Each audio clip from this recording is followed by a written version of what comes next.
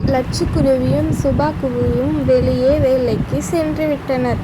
பசங்கள் இருவரும் வெளியே விளையாடிக் கொண்டிருந்தார்கள். தங்கக்காகம் இதனை பின்னாடி இருந்து பார்த்து கொண்டிருந்தது.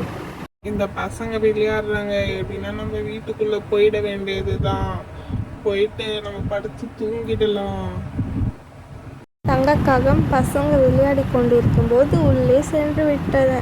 பசங்கள் வெளியே இருந்து அழுது கொண்டிருந்தார்கள். லட்சுக்குருவியும் சுபாக்குருவியும் வந்துவிட்டு கதவை திறந்து பார்த்தார்கள். யார் இருக்கீங்க? உள்ள என்னங்க பண்ணிட்டு இருக்கீங்க? வெளியில வாங்க. உள்ள யாரா இருந்தாலும் வெளியில வாங்க. இப்படி கொஞ்ச நேரம் வேலைக்கு போனோடனே பசங்களை வெளில திருத்திட்டு நீங்க உள்ள போய் படுத்துன்னு இருக்கீங்க. வெளியில வாங்க தங்கக்காகமே. தங்கக்காகம் உள்ளே படுத்து நன்றாக தூங்கியது. ஊரில் உள்ள அனைத்து பறவைகளும் பறந்து லட்சுக்குருவின் வீட்டிற்கு வந்தது. கூடவே கயல் காகமும் வந்தது.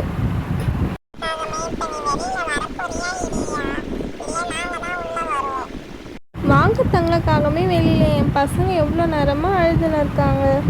வெளியில வாங்க.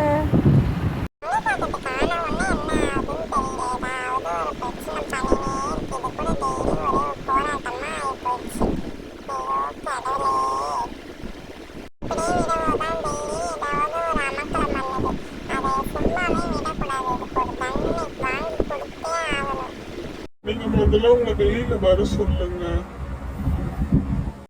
இப்ப நீ வெளியே வரலனா கூட்டை எரிக்கப்படும். வாங்க, வெளியில கூட்டை எரிக்க போறேன்றாங்க. வாங்க. என் பொண்டாட்டி வயசு கேக்குது. ஐயோ, நம்ம வெளியில போகணுமே. தங்கக்காகம் வெளியே வந்தது. அனைவரையும் பார்த்தது.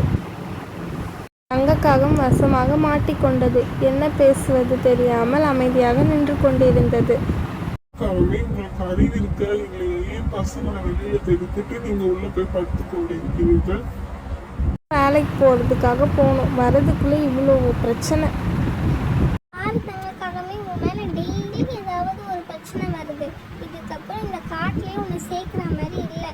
நீ தயவு செய்து இந்த காட்டை விட்டு வெளியே போயிடு. தங்கக்காகம் மன்னிப்பு கேட்டது போல் கீழே குனிந்தது. லட்சுக்குருவியே, என்னை மன்னித்து விடுங்கள். நான் செய்தது மிகவும் தவறு. எனக்கு தூங்க இடமில்லை, அதனால் நான் உள்ளே சென்று தூங்கிவிட்டேன். என்னை மன்னித்து விடுங்கள்.